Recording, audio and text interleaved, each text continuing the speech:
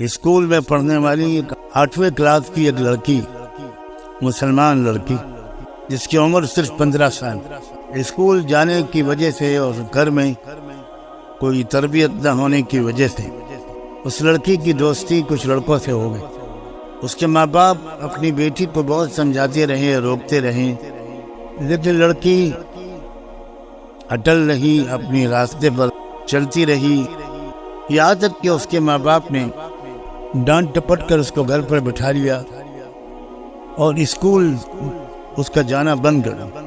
اس پر اس لڑکی کو اپنے ماں باپ پر ایک قدر غصہ آیا کہ اس نے کسی سے فون پر کہہ کر میڈیکل اسٹور سے نیند کی گولیاں منگوائیں، اور وہ نیند کی گولیاں اس بیٹی نے اپنے ماں باپ کو بڑی مقدار میں گولیاں پیس کر کسی مشروب میں، چائے دودھ وغیرہ میں ملا کر اسی رمضان کے مہینے میں پرسوں کا یہ واقعہ ہے، اپنے ماں باپ کو وہ پلا دیا اور وہ بیچارے گہری نیند سو گئے۔ جب اس نے دیکھا لڑکی نے کہ ماں باپ اب گہری نیند سو گئے ہیں، تو اس نے دھاردار کڑہاڑی سے اپنے ماں اور باپ دونوں کا گلا کاٹا۔ جب پڑوسیوں کو کچھ اندازہ ہوا اور انہوں نے دیکھا تو باپ کو آخری سانسیں لیتا ہوا پایا، ماں تو مر چکی تھی۔ باپ کو لے کر اسپتال دوڑے لوگ، لیکن وہ جاتے جاتے یا وہاں پہنچ کر اس کا دم نکل گیا۔ پولیس نے اس کی تفتیش شروع کی، تب اس سے پتہ چلا، میں تفصیل تو نہیں بتا رہا، مقصد تو کوئی خبر کی تفصیلات سنانا نہیں، تب پتہ چلا کہ یہ اس بیٹی کی حرکت ہے، 15 سال کی لڑکی،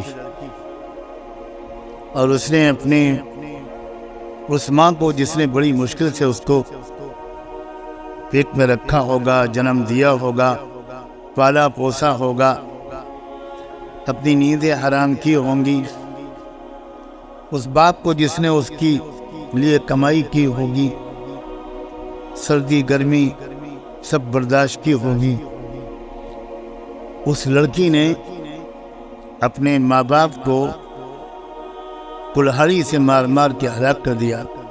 بعد میں جب پولیس نے اور تفتیش کی تو تھوڑی دیر کے بعد اس نے اپنے جرم کا اقبال کیا، قبول کیا کہ میں نے ہی مارا ہے، اور وجہ صرف یہ تھی کہ مجھے وہ میرے دوستوں سے اور لڑکوں سے بات نہیں کرنے دیتی۔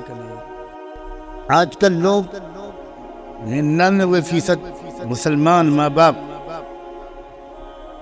اپنے بچوں کی تربیت سے بالکل غافل ہیں۔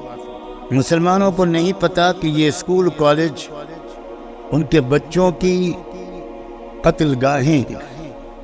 اس لیے میں آج کچھ بات تو قوم کے نوجوانوں سے کہنا چاہتا ہوں، بچوں سے بھی اور بچیوں سے، اور کچھ بات پیرنٹ سے اور سرپرستوں سے کہنا چاہتا ہوں۔ میرا خیال یہ ہے کہ اصل مجرم، بڑے مجرم والدین خود اسلام کو بالکل سمجھنے کی کوشش نہیں کرتے۔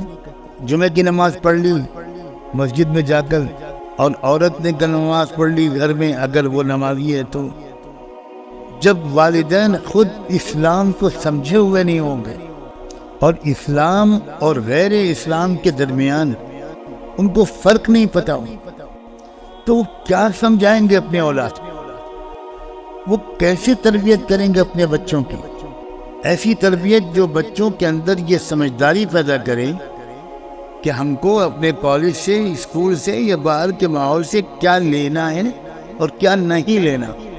کتنے ماں باپ ہیں جو اپنے بچوں کے اندر کچھ سمجھداری پیدا کرنے کی کوشش کرتے ہیں، وہ خود سمجھدار نہیں ہے تو بچوں کو کیا سمجھتا ہے۔